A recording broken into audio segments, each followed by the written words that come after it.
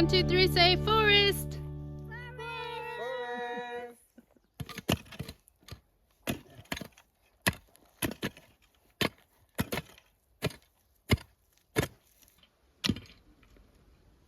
Look at that. I'm already on the big rock on the yeah.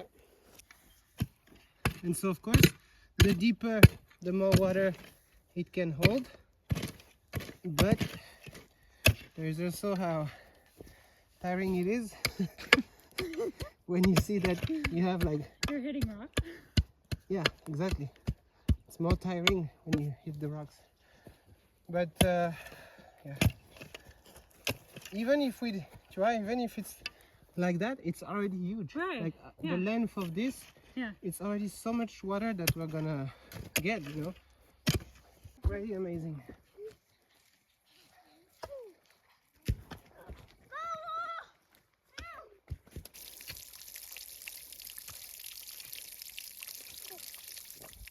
Hello, Hello from our land in Alentejo, Portugal. I'm Kayla. I'm John.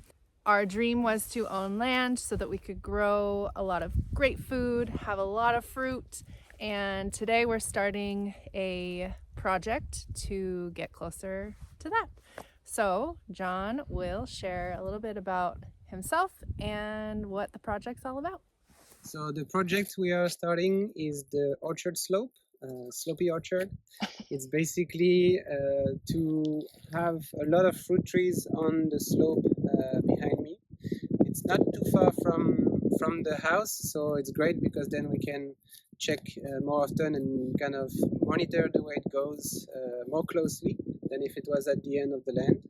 We started this project when a friend was visiting last week. We just started to dig first swale, and so we're gonna do some more. The idea is that we want to do this orchard following a few principles of permaculture. I've done a PDC 2 years ago, the permaculture design course, with Geoff Lawton, which is a great permaculturist based in Australia, and he's doing a lot of projects to green the desert, which means basically turn arid or semi-arid areas into a greener landscape, more productive, just creating abundance in very difficult conditions. And so I'm really following his inspiration to manage our land here little by little by implementing some things here and there. And today we are going to do more of that on that project by finishing the first of the 3 swales and potentially marking, if we have time, we'll mark the second swale. So as you can see, the slope is pretty inclined, and we're gonna do 3 swales. One is all the way at the top. That's the one we started here. Then the second one is in the middle where this dead-looking fig tree is. It's actually the fig tree that was transplanted when we dug the pond. We put it there, and since then it's a bit struggling. So I trimmed a lot of it, and I hope that it's gonna come back. So the second swale is gonna be really at his level, and the third swale down is gonna be exactly where we have this peach and apricot tree. First swale here that we have already started. The second will be in line with this fig tree. The third is where we have these other 2 trees already. Yeah, I realized that we could even potentially do a 4. Yeah. No. Maybe we do a 4th one more between the fig and the bottom one. Yeah. We have for sure. You think? 4. Yeah. Do you want to maybe explain what a swale is for anyone that doesn't know? Yeah, okay. So a swale is basically a ditch on contour. It means that you dig a line following the level of the land. So the whole point of the swale is first that when water flows down, when it rains, water is stopped because it's on contour, it's stopped. If it was not on contour, of course, water would keep running. But because it's on the level of the land, the water stops there and has time to infiltrate in the soil. And the second huge advantage of the swale is that it limits erosion, because you do this, like, it's basically an obstacle for the topsoil on its way down when it rains heavily. So it really limits a lot the erosion you have on the land. And the whole idea of the swales is that it's a tree planting system. So we're going to use those swales to plant some trees, in this case some fruit trees. And anytime it's going to rain, the trees are going to benefit from the water infiltrating right by their roots, and also from the topsoil the little bit of the topsoil that's gonna progressively flow into the swale. On top of that, we can also mulch the swale to add more organic material in order to improve the fertility progressively year after year. And yeah, that's it. Cool. So yeah, a little anatomy of a swale lesson. We put it in our mini swale video a couple times ago, but the mound part is called the berm, and I assume that's called the ditch. Yeah, and so here, for example, we see that we hit again the bedrock very, very quickly. So there is just this of soil. That's definitely not enough. If you look, we just planted the first fruit tree here. It's a fig tree. And it's really not enough soil. Like, we need to bring it more dirt so that the berm is higher, cover completely the tree, and just looks stronger. Because now in this situation, if we have a huge rain event, it might just destroy everything. And we need also to raise the level of the swale to be able to store more water, like to harvest more water. I think it's just not completely enough yet. Like, it's not fully. So are you planning on doing that with the clay mud again? I think I'm gonna bring the dirt, but not turning it as a mud. I'm just gonna bring wheelbarrows of dirt and put it like that. Okay.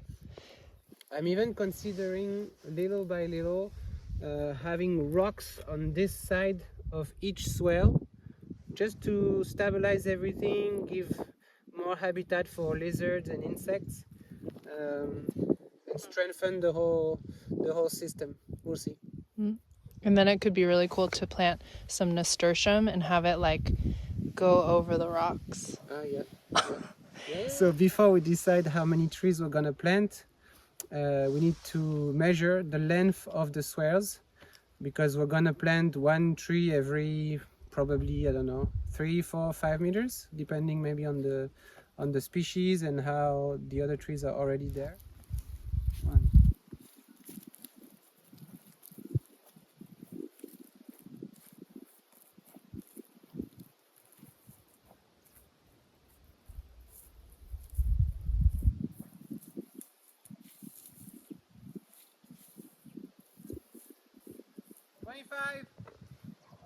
So each swale is about 25 meters long. We just decided that we're gonna go for 4 trees per swale. So 1 tree every 6 meters, more or less. The idea is that we give enough space between the trees for the sun to heat a lot the trees, to have a lot of light, and to have also space in the future to harvest easily when the trees are gonna get big.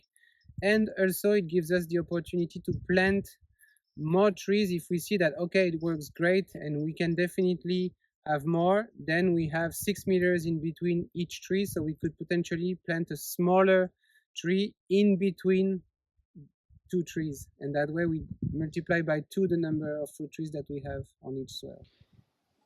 All right, so let's get digging. We've got white tiger and snowy owl. Here comes Knox. And Goldie, you want to come help too? You guys want to help dig? Snowy owl's like, I'm out of here.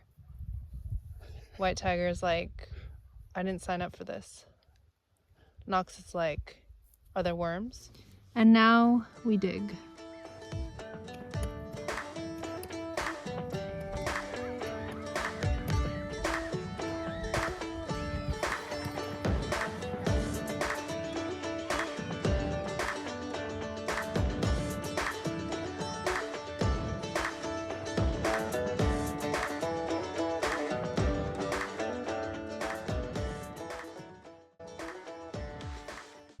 So a lot of people actually do it with tractors, right? Yes. Like with an excavator? Yeah, the mini one, it would take no time. 5 by 4, we have 100 meters to do like that. Yeah, it's okay. Yeah. A football field, right? Yeah, Yes. no big deal.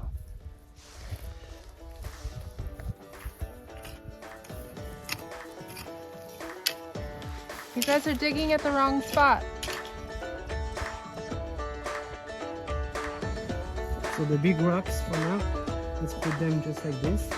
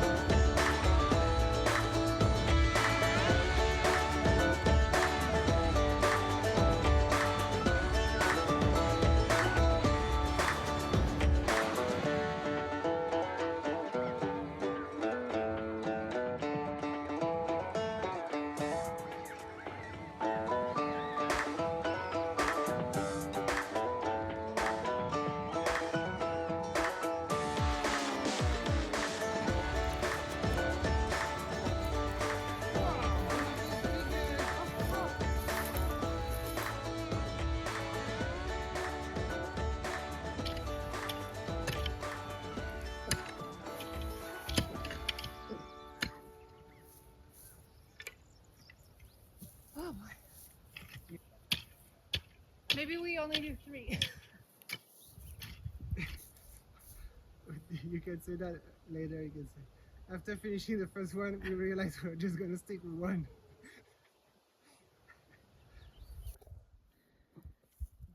Done? Phew.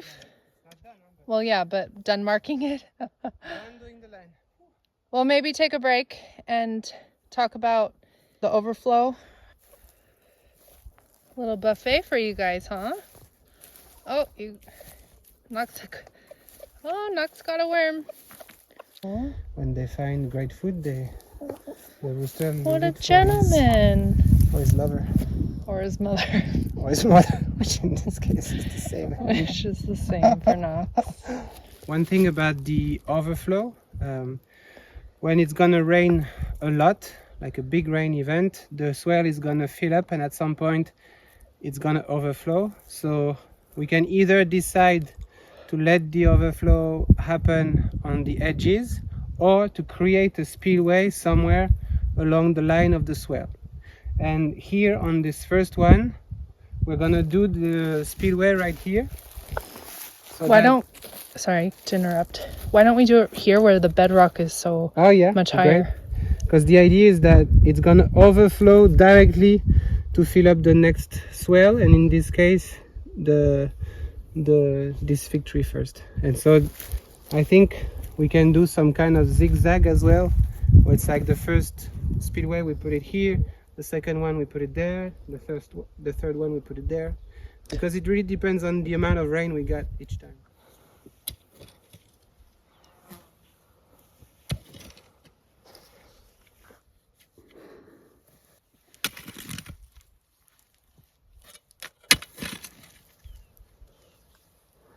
It's crazy how the dirt changes over the length of it. It's getting so nice right in here. Now we have way more good soil. It's really, really cool to see.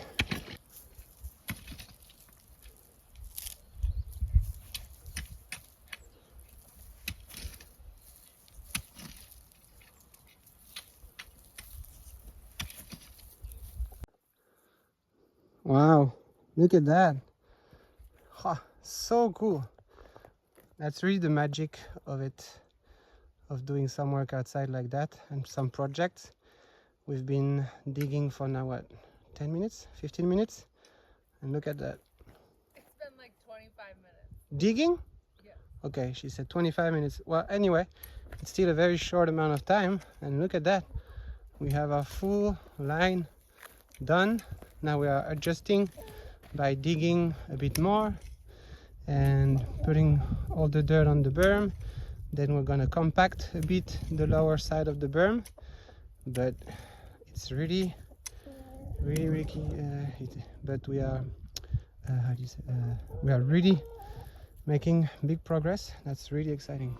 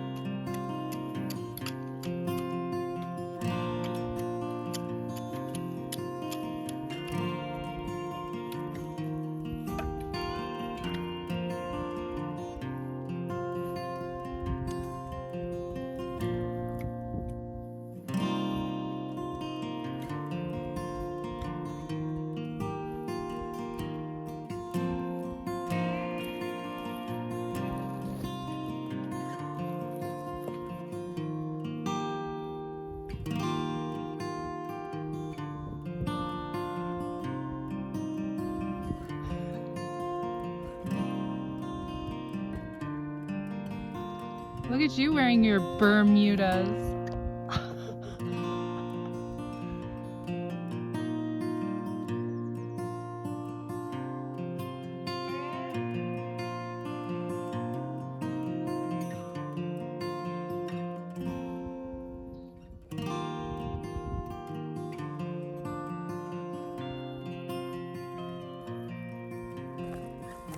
Hello, it's the next day and we're using our lunch break to take care of the next step to set up the next swale.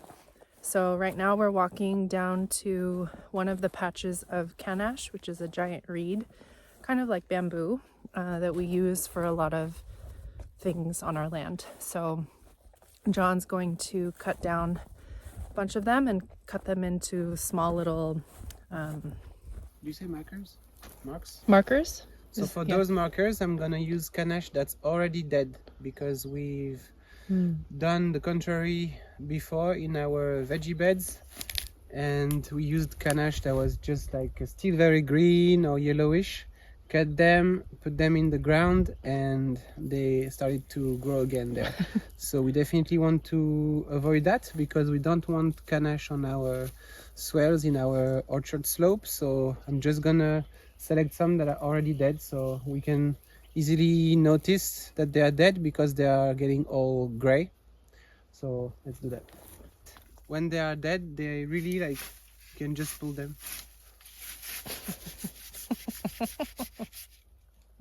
So we're gonna mark. Are you filming? Yeah.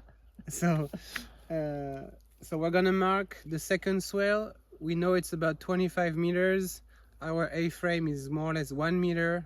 So we are gonna do 25 markers. Yeah.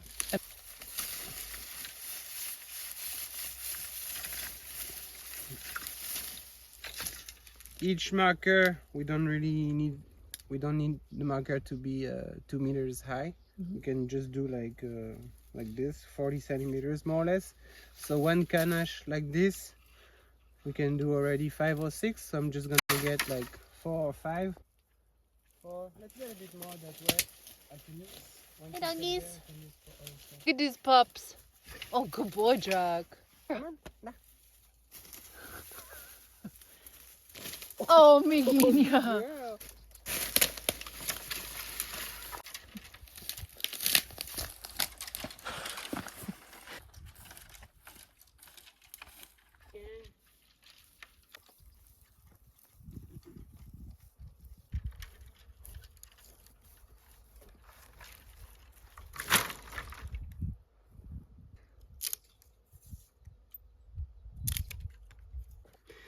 I cut them diagonal so that they are easier to plant. Sometimes they break like this, sometimes they don't. But that we really don't care.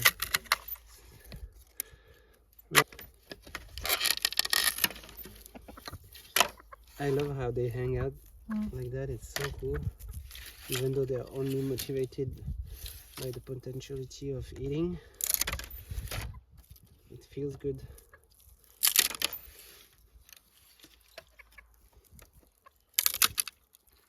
Well, actually, they are probably also enjoying sometimes to be next to us because it's a protection for them. I think that's part of why Migi's always. Huh? I think that's probably why Migi's always so close to us. Oh, yeah? She like Yeah. instinctually knows that she's small. Yeah. Look at you, you're so big. Boom. Voila, 5 minutes of work. Okay. And now, So now time to go get the A-frame. the A-frame.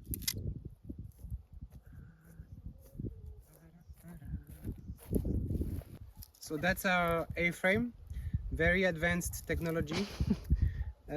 We just found some wooden scraps on the land. I think I did that last year.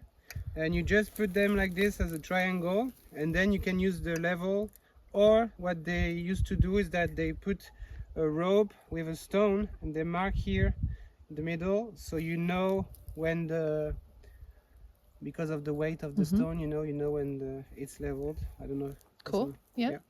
So we didn't do that. We just used the level. We put it on here, and that way we can see that, for example, right now it's almost perfectly leveled. Tac. La. Okay. Voila. So the idea is that you start where you want to start, and then you find by moving the A-frame like this, you find the next point of level, and then you mark this point and you do like this to the next one, and then to the next one. So that's what we're gonna do now. Okay. To mark the second To mark the swale. second swale. And so here we're not gonna start from one end to the other end for this swale because we want this fig tree that you're sitting on to be on the berm. So we're gonna start with where the it tree. is. Yeah. Okay. Let's say that base here. Voila. So you do that, and then you move it until la. Up. Sorry. well, it doesn't have to be so millimeter, but well. So once you find your spot, I just plant on that spot. And so because sometimes you eat rocks, it's definitely not. Oh, sorry. Voilà. You don't need to push it too much, huh? Tac. Voilà. Can you help you? You wanna help? Mickey wants to help. She's so cute. Yes. You're such a cutie. You're such a cutie.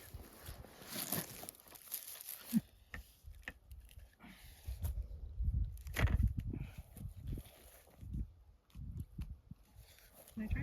Yeah. Easy.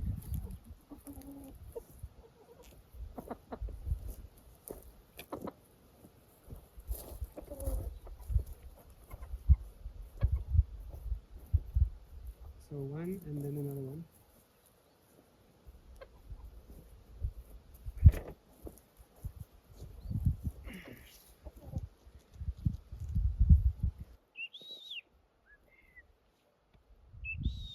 See, is there? The lark? Ouais. Tecla's lark. So is that should we consider that the end? Yeah. Good. Great.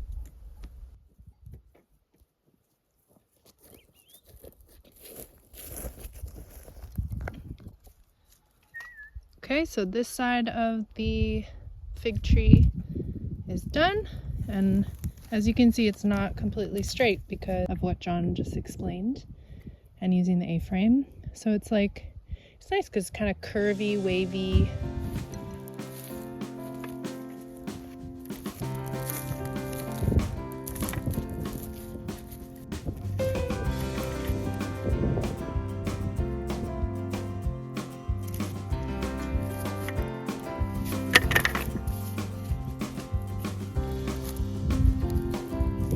Oh, dang, I got it. And then I didn't.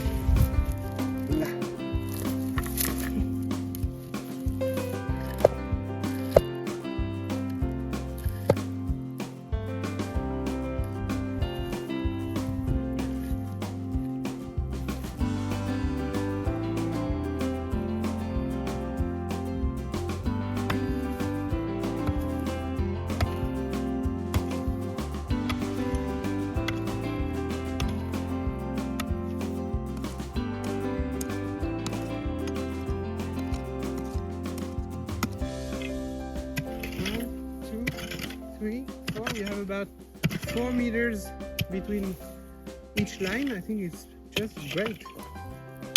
Look at that, like you already see it. So cool.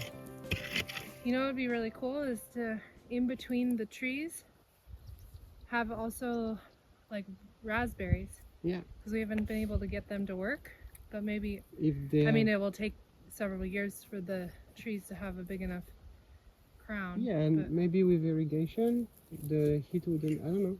We could try. I mean, berry bushes, Miggy. Berry bushes for sure. We needed to try some stuff.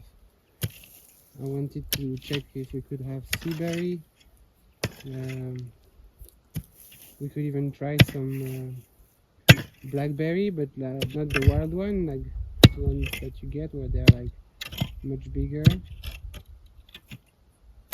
Tiring? I woke up sore this morning. Definitely like this movement. Yeah. When you For don't the do it back. often. It's for the back for me.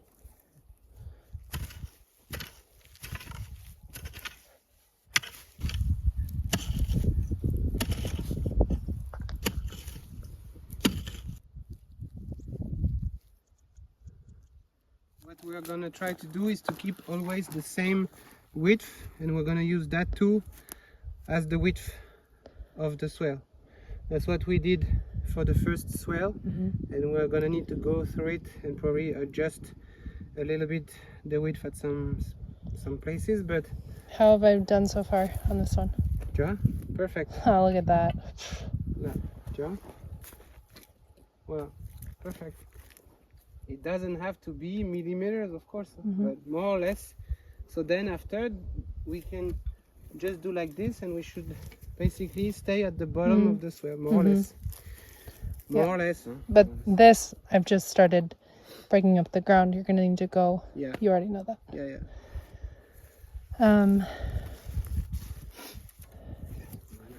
Do you want to like finish marking it, or do you want to try to also get in with the other one today?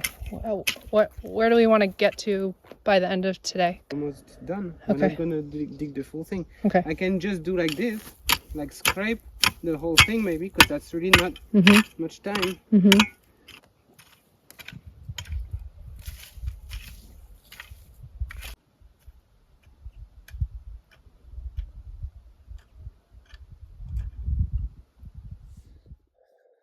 All right, so we've done with the marking of the second swale, and we're starting to dig it. We finished digging the first swale, and we're gonna do some little adjustments in the coming days.